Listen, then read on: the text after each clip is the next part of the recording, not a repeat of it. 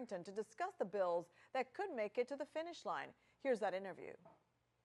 State Senator Kristen Arrington, District 25 in Kissimmee, thank you so much for joining us. My pleasure. Let's start off with Senate Bill 280, candidate qualification. This has already passed the Senate unanimously, always a good sign for getting something into law. But what do you hope it accomplishes if it does become law? Well, in the past, we've had issues with candidate qualifications and candidates that are either partisan or nonpartisan. They're required to be registered for their political party or registered as a nonpartisan for about a year prior to qualifying. That is the law.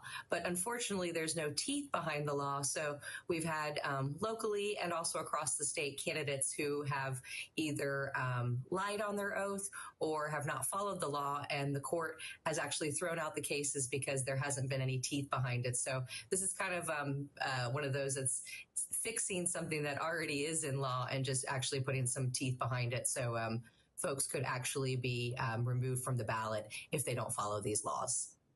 Yeah, and we want to also talk about Senate Bill 1732. I know this is another very important piece of legislation for you. Criminal justice. There's a few committee stops left for this one. First off, what would this bill do? And second, do you believe it will get out of committee in time to move forward?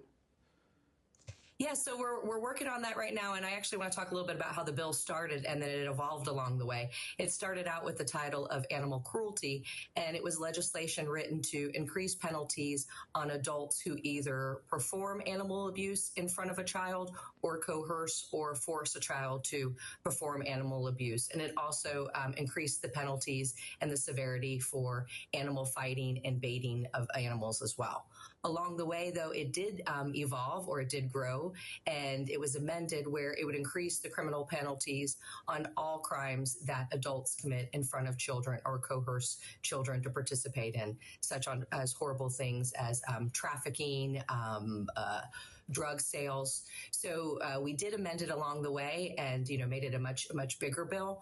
The Senate, some of those committees are not going to be meeting anymore, but we're still looking at some opportunities since it does have movement to amend it on another bill. And we're also working with some members on the House. So that one, it is not dead yet. So, but I hope to talk about it post-session. And if we don't get it across the finish line this year, we most definitely will next year. And we'll be working on it early. But yeah, it certainly seems like it has widespread support. It's just a matter of the logistics of getting it forward, sounds like. So, well, moving on to Senate Bill 218. This would give a tax exemption for disabled ex-service members. Same situation here with a few more committee stops from what we understand. Tell us more about why you propose this legislation.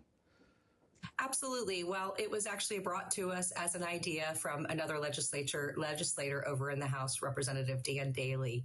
And we did get a hearing over here in the Senate, but we're having some disagreements with the House and staff and the team over there and what we can do legally and what the law allows. They seem to think that we are at the maximum property tax exemption that we can give to our disabled service members. But in the Senate, we are interpreting the law a little bit differently. So I don't think we will get that one across the finish line this year, but we're going to keep on working on that one in future years and looking for other ways that we can assist our veterans. And you're a co-sponsor of Senate Bill 324. This is construction disruption assistance. The bill's sponsor, State Senator Carlos Guillermo Smith. Construction disruption is a very real thing here in Florida, especially with all of the growth we've seen in Florida over the last few years. In fact, some businesses in our area say they had to close because of construction projects that just kind of seem to drag on. But this has faced some questions from legislative leaders. Do you think this one can get enough support to get passed? I hope that it does. It has definitely evolved along the way, and that's what a great thing is about this process and going through committees is that legislation, people do bring up concerns or issues or challenges, and it does evolve along the way. I think we just had a hearing for it in committee last week. I do think it is a great bill.